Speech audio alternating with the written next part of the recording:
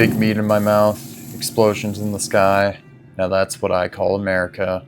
We're going to be making 2 macs today, pulled pork and rib. This is our pulled pork, shredded and filled with America's independent spirit. We'll start by releasing our pork shoulder into the world from a plastic cocoon. Once you finish birthing your Boston butt, you can pat it dry with a towel. We'll need a binder for our big meat, so I'm going to do a mix of mustard and hot sauce. I'm doing roughly 50-50, you don't have to be too accurate with the amounts. Your mustard hot sauce mixture can be lathered all over your meat in a thin, even layer. We'll need a rub for our meat, so I'll show you how I made mine with all American ingredients. Into a blender, I put a teaspoon of cumin, a tablespoon of onion powder, a tablespoon of smoked paprika, a teaspoon of cinnamon, 2 teaspoons of mushroom powder, a teaspoon and a half of Lowell Mirch or cayenne pepper, 4 tablespoons of kosher salt, and a 1/4 cup of brown sugar. That all gets blended into a powder.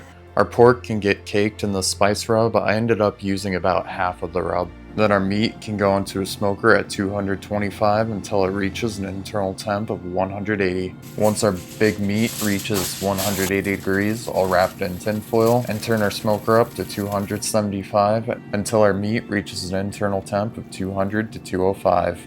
It can then be rested at room temperature for around an hour before shredding into little porky morsels. Make sure you mix any of your big meat juices back into the pork. Now that our freedom pork is made, we can construct some mac and cheese. Starting by slicing a clove of garlic, which can get sauteed in some oil.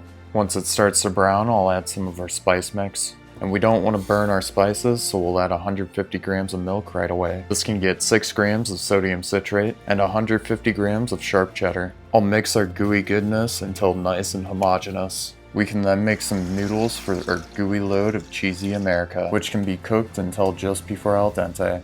Those noodles will get all saucered up before we add some extra cheese and plenty of our pulled liberation morsels. I'll also mix in some of our shredded meat with some seasoned breadcrumbs for a topping. I then put my mac and cheese into a ramekin and topped it with my liberation morsels to be blasted in an air fryer until crispy on top. This can be put straight into your face hole. Alrighty, let's shove this thing down my throat. Such a good mac. I'd divorce my wife for that mac. It is a little bit oversalted, but other than that, man, that's a fucking beautiful mac. I think I'd give it like an 8-9. Oh man, that was a good one. Now we'll need even more meat to penetrate our face orifices for America. This is our culprit, our rack of ribs. I'll remove the plastic wrapping from the ribs and use my phalanges to pry and pull the silver skin off the back of the ribs.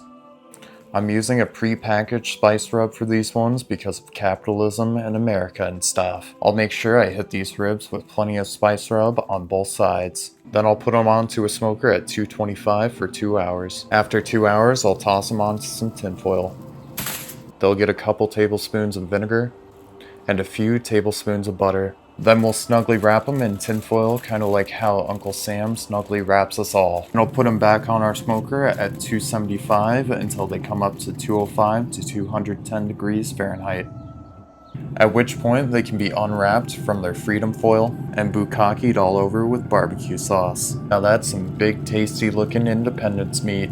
Now those ribs need a healthy portion of mac and cheese. I'm making this mac and cheese a little differently from the last one, starting by sauteing some garlic and some butter. The garlic and butter will then get 150 grams of milk, some smoked paprika and cayenne pepper, 6 grams of sodium citrate, a teaspoon of Dijon mustard, and 150 grams of sharp cheddar. Then I'll immersion blend it into a nice smooth cheese sauce. This goopy goodness can be put all over our noodles and put into a bowl to await our freedom meat, which I'll tear with my true American spirit.